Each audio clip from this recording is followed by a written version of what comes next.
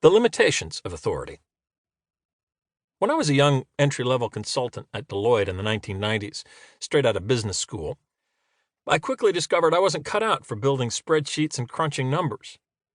The work I was assigned left me feeling restless and bored, so I filled my off hours doing things that were more interesting to me, and I felt more beneficial to Deloitte.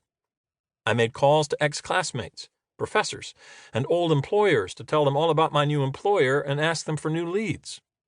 I booked myself as a speaker at small conferences all around the country on weekends, hoping to generate buzz and drum up business for Deloitte. I even organized a new Business Quality Award in Illinois that advanced the state's economic agenda while helping connect Deloitte partners to regional business leaders. The result? My first-year review was a humiliating experience I'll never forget. I just wasn't holding up my end of my assigned duties. But my supervisor saw promise in my hobby of generating new business for the firm. They decided to give me an expense account and set me loose to keep promoting Deloitte full-time, the same way I'd been while off the clock. In less than a year, I had developed an informal marketing function at Deloitte. With no one reporting to me and no real authority, I simply engaged everyone related to marketing that I could. I never let a title, or my lack of one, stop me. Early on, I asked to have dinner twice a year with Pat LeConto, Deloitte's CEO at the time. During those meals, I did my best to be my authentic self, offering him my candid advice in the spirit of being of service to him and his legacy. By leading without authority, I was determined to make an impact at Deloitte as we built a global brand name in the consulting business. I wasn't willing to wait 10 years, typical at the time, to be anointed for some kind of leadership position. Instead, I built critical relationships with influencers inside and outside the company, and went on to become Deloitte's Chief Marketing Officer, CMO, and later, its youngest ever partner. In 1994, I left Deloitte to become Global CMO at Starwood Hotels, making me the youngest CMO at any Fortune 500 company at the time. This role, working with CEO Barry Sternlicht, gave me full authority over the marketing resources for all the company's divisions around the world. Together, we created a powerful global suite of brands that offered a consistent experience to our guests no matter where they were.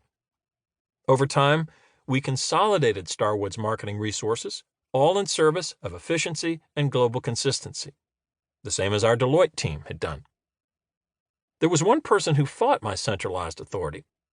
Starwood's head of Europe insisted that he and his marketing people were far better suited to decide where and how to spend Starwood's European marketing budgets. It was true that he knew the market more intimately, but my mandate was to invest in the global brand. We collaborated on European marketing, but he had to relinquish the control he would have liked. Then, Starwood's global president moved on, and guess who replaced him? Starwood's head of Europe. It wasn't long before I found my CMO position gutted, with most of my budget dispersed to marketing heads in regional divisions across the globe. My job was set to become a hollowed-out shell of what it had been. I was heading out the door.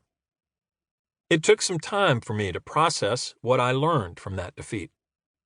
Looking back, it became clear that once I had a title and authority at Starwood, I set aside many of the leadership traits that had earned me the job in the first place. I had excelled at leading without authority. I was a natural at it. But once I had some authority of my own, I didn't spend as much time building strong relationships as I had at Deloitte. I'd assumed that my new global role would give me and my team the authority to achieve great things. I felt I was on a mission, blessed by Starwood's CEO, and I was going to see that mission all the way through. Or so I thought. In 2004, while working as a CEO for a startup, I began writing my first book, Never Eat Alone. It was a smash hit, a best-selling guide to creating opportunities and developing relationships by connecting with people through generosity, authenticity, and vulnerability, just as I had done at Deloitte. By then, as an entrepreneur, I was maintaining thousands of VIP and influencer relationships, including a few with some extremely challenging people. And I wanted to share my recipe for success with everyone.